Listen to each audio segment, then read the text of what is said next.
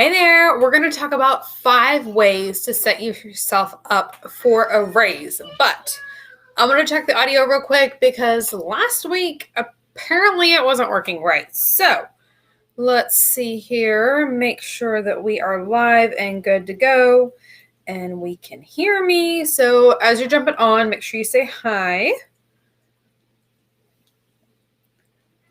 Let's see. Okay. We are good. Okay, let's do this. 5 ways to set yourself up for a raise. Who does not want a raise? I think we would all appreciate that. I mean, you're working hard already, so let's make sure your efforts are resulting in more income for you. That's good, right? Before we dive in, though, I want to quickly introduce myself if we have not met yet before. Hi, my name is Aimee Circa. I am the Money Confidence Coach and founder of Money Masters Inner Circle. So I help you to ditch financial stress so that we can create confidence in your ability to solve the money problem. You can stop living paycheck to paycheck, actually create those options you're looking for to do more with your family, that financial security so that you can take care of your family and build true wealth, which is not just making an extra $500 a month, which does help because that's what we're talking about. 5 ways to set yourself up for a raise today, but just making income is not everything. So let's do this. 5 ways to make sure that you're setting yourself up for a raise. Let me know as we dive into these if you've seen results from any of these 5 different strategies, because they might be a little bit different than what you're expecting, okay? First one is taking care of yourself. Yes, taking care of yourself will set you up to help you get a raise. And why? When we show up and we are taking care of ourselves, we avoid that burnout and overworking. Yeah, maybe working 80 hours a week for a long period of time might maybe get yourself a raise, but it's also a recipe for burnout. So if we don't make the time to take care of yourself, even if you are working long hours, you can still make time to make sure you take a day off, to unplug, to take care of yourself. Self-care, all of those things is really important, not just like a cliche thing. If we actually truly take care of ourselves, your health is included as well. You're going to be able to show up better at work, and that's going to be noticed because you know what? You're not going to be burned out. You're going to be excited to be there. You're going to be healthy. You're not going to be taking those sick days all the time. It works out better and it's going to look better for you. So taking care of yourself, first way to set yourself up for a raise. The second way to set yourself up for a raise is the way that you show up for work with your attitude. If we show up from a place of ownership and, okay, if this company was yours, what would you do to help make things better? What would you do? What pride would you take in it? What initiatives would you do? Would you show up early? We'll get to that in a minute. What things would you do if you had that skin in the game of it being your company? If you're an employer. Now, if you are a business owner and you're looking to get a raise, yeah, again, with our attitude, how we show up, it definitely affects it. So making sure that we show up with a positive attitude, even if we are having a rough day. Yes, that happens. And it's real. Like, that's really what happens. But we can choose to show up in a way that's still going to positively reflect on us, even if that means like maybe we're not as communicative that day because you're needing some more internal space to deal with whatever's going on for you. But showing up in that positive go-getter attitude is definitely a way to help you set yourself up for a raise. So that's number 2. The third one is work hard. So many people will do just the minimum they can to get by, like the minimum requirements, just enough to not get fired. So if that's not you and you do work hard and you take pride in your work and you do your best effort and you work like with intention, you'll get stuff done faster as well.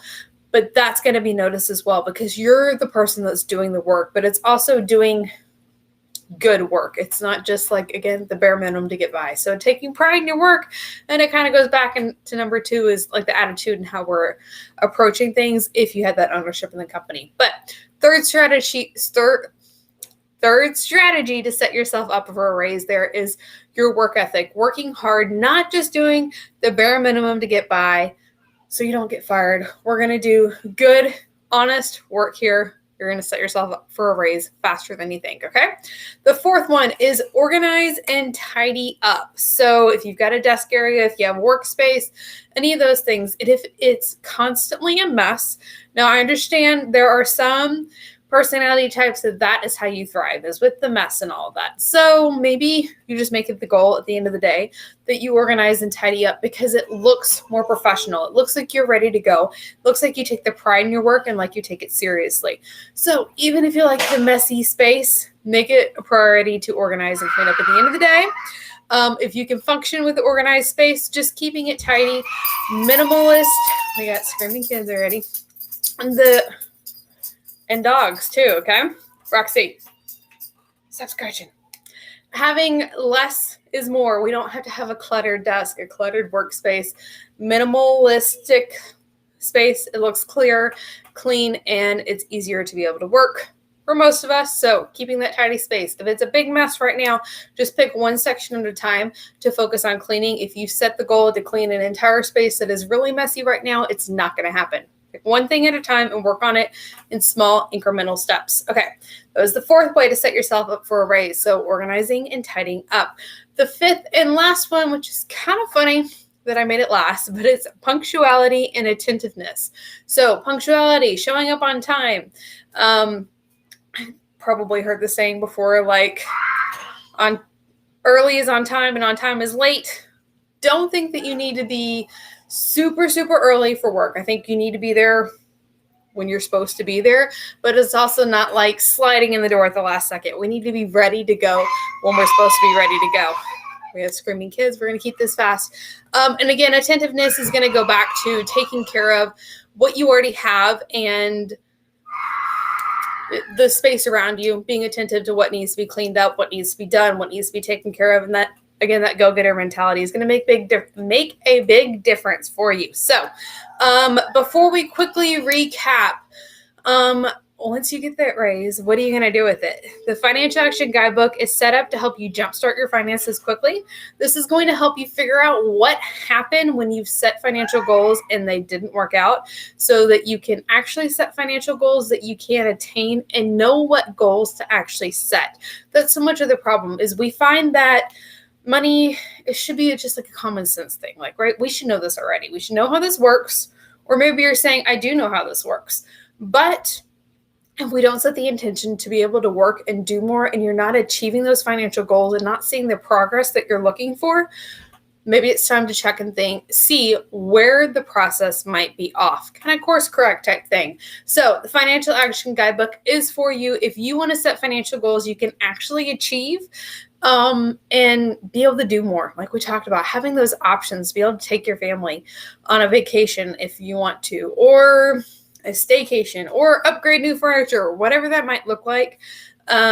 Sometimes it's just knowing the comfort of knowing if something happened, you would be able to take care of your family. And that's huge in and of itself. So Financial Action Guidebook. If you want the guidebook and you haven't grabbed it already, comment guidebook in the comments. I'll make sure to get that to you so you can jumpstart your finances and set financial goals that you can actually achieve, which is awesome. And let's recap here real quick. The 5 ways that you can set yourself up for a raise. The first one was taking care of yourself, mental health and your physical health. It's really important, making yourself a priority. Number 2, your attitude and how you show up, like you have that investment in the company, approaching it as you would if you had ownership in the company. The third one was working hard, not just doing the bare minimum to get by. The fourth one was organizing and tidying up, keeping a clean workspace, a space that looks presentable. And then the last one was being punctuality, and attentiveness. So being aware of your surroundings. And again, just doing that little bit above and beyond shows that you really care about the company and the work that you do there. So make sure to let me know in the comments below which one of these 5 strategies have you tried before and it's worked for you. Always love hearing those success stories. And which one are you going to try next?